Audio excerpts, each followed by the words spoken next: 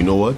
I've realized in interacting with couples that neither party really seems to grasp what happens to them through their ages of puberty to, let's say, about 35, 40. And so today I want to discuss what happens to the woman from puberty to menopause. I am Renwa and welcome to Creative from Chaos. So today we must agree that young girls are seeing their menstrual cycles much earlier than it used to happen back in, let's say, the 80s or even the 60s or the 20s, for as a matter of fact. In fact, there was a point in time where women used to see their menstrual cycle as late as 17 to 19 years old. Now, based on the environment and the toxicity that exists, we now see girls having their menstrual cycle starting as early as the age of 5. And we see also that I've seen it with my own eyes, 11 and 12-year-olds looking like 18-year-olds, really looking fully mature. This is causing a number of psychological problems, too many to mention in this particular video. So we're going to discuss it in future videos. But what I want to discuss today is what actually happens from two key hormones.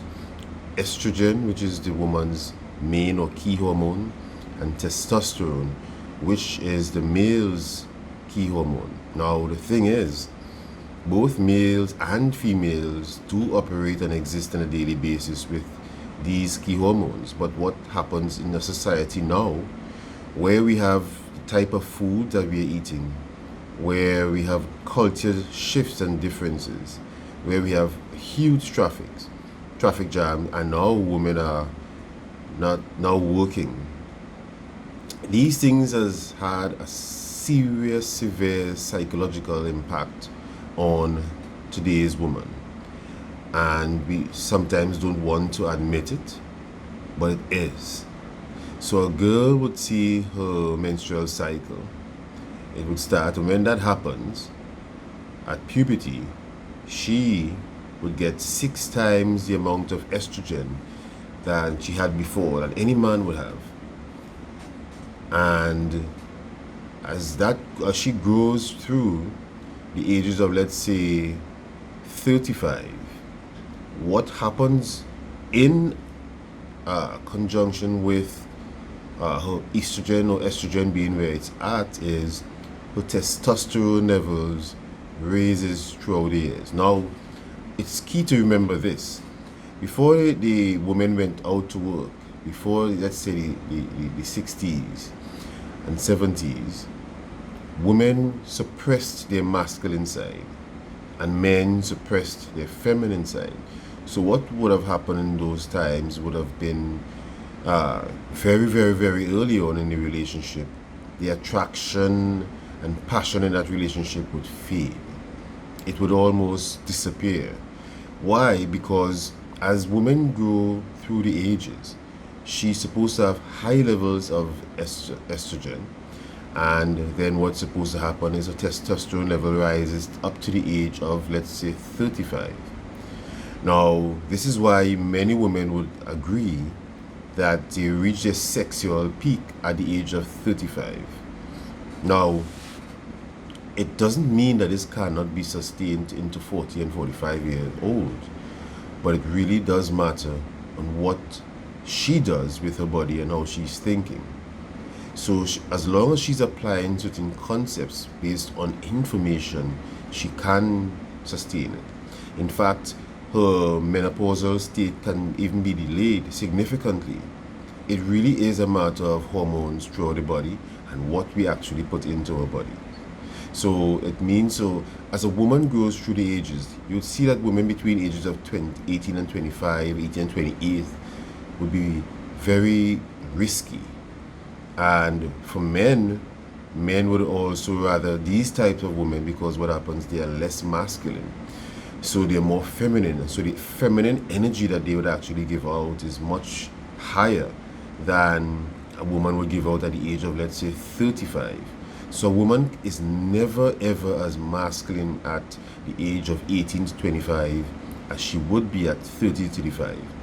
And what happens as testosterone levels rise and peaks, testosterone is responsible for libido.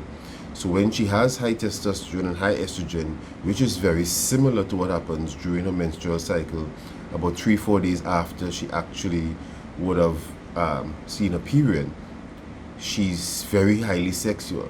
And so this energy that women tend to have during that period is almost similar to what younger girls between the ages of 18 and 25 really experience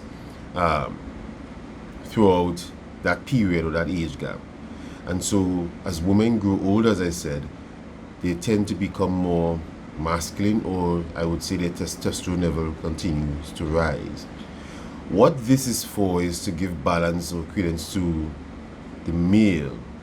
And I will discuss what happens to the male in another video, but basically, a man's testosterone is high and his estrogen level continues to rise as he gets older. This is for pair bonding. In the first part of your life, or the first part of our life, what actually happens is, for a woman, she's supposed to really understand and embrace her femininity. So life wants her to actually see it and feel it and embody it and embrace her femininity. When she does that, then what happens is, as testosterone rises, it creates a balance. It also allows her to be able to partner and pair bond with a male partner, so that she can have better relationships and have better balance, more logical thoughts. You see, so at the early part of her life, she's more interdependent. But what happens is that she tends to become more and more independent at the ages as she goes past 25, and at 35 to 40, she's highly independent. The problem is in a lot of relationships is that this tends to affect many marriages, because if a woman does not really embrace the feminine side, which can happen based on how she was raised and her parenting and the lack of a parent or two in her life, or how her siblings would have treated her, or her own values and beliefs based on experiences in life, she can tend to not embrace her feminine side. And when that happens and she goes into that high level of testosterone, she tends to become much more masculine and her feminine side starts to be suppressed. And if she's with a partner that is masculine, then it means that the polarity between that relationship is going to fade, because he is now going to feel as if he's in a relationship with another man. And she would almost come to a point where she doesn't care, because she's now highly independent. Her need for interdependency is not there, especially if there are no children involved and she does not have to be expressive to that nurturing side. Then what happens is that her masculine side will take charge, and so you'll have what in colloquial terms my people would say, two-man rat in the same hole, and it never really works. Now, they can stay married in love, but there will be almost little or no sex. In fact, I've seen and discussed with relationships with people that haven't had sex in over 10 to 12 years being married and really do love each other, but the need for sex on either side is not there. How sad is that? Because both parties are supposed to be really enjoying each other, and it's not happening, simply because one or both parties have gone so extreme on one side that they're not, or the other that they're not or should not be on. The polarity tends to disappear. So what is needed, or what is necessary, is that a woman must understand and fully embrace her feminine side, so that masculine side that is going to come on through natural nature or based on the environment that we live in today, which brings it on much faster, she will then be able to sustain her level of estrogen, delay menopause, be continually sexual, feel that sexual energy within her own self and confidence, control her weight, control her stress levels, and men would always tend to be attracted to her because they can see that there is a masculine element but there's also a feminine element to her which they would embrace, because especially older men, what they would actually seek is a woman who is able to balance her estrogen and testosterone and give that feminine side, but also a sense of interdependence, while a high level of independence, which is her masculine side. As long as a woman is demonstrating more independence opposed to interdependence, she's not going to be able to really attract men, simply because men seek interdependence from their partner, that feminine side. So they don't want to be in a scenario where there are two men in it, or feels that way.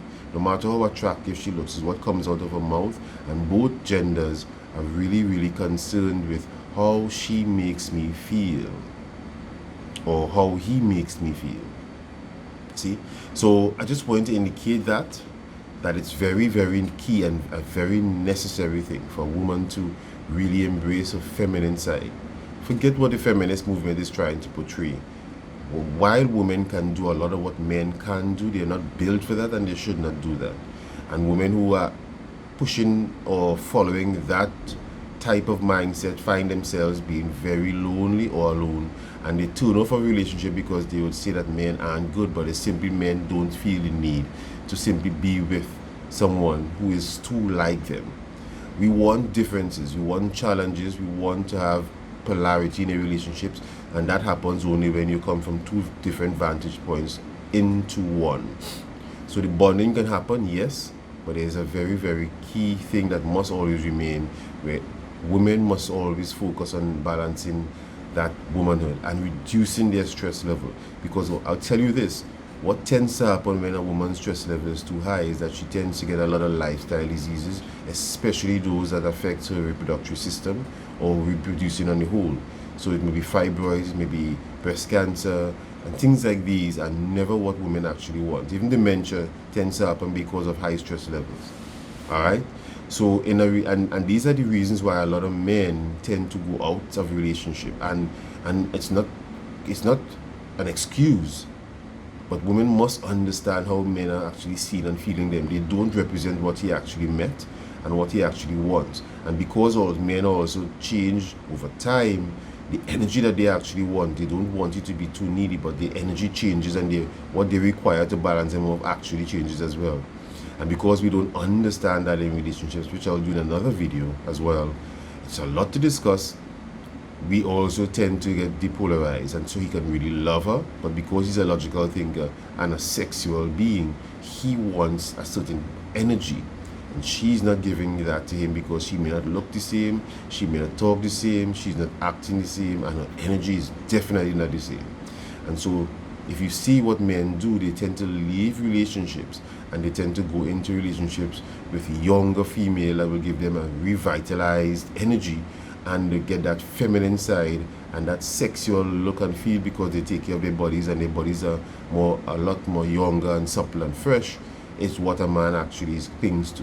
So as long as a woman is able to really balance her feminine side with her masculine, and embrace her femininity, take care of her body, and understand what a male partner looks and how he's feeling, how he's reacting, also because of hormones and maybe hormones imbalance, that man is not really going to go anywhere. It's what he wants, and it's a change over time. Remaining stagnant damages relationships. Alright guys, so let me know what you think about this video. Like, comment, share, and subscribe. Remember to press that like button. It's very important.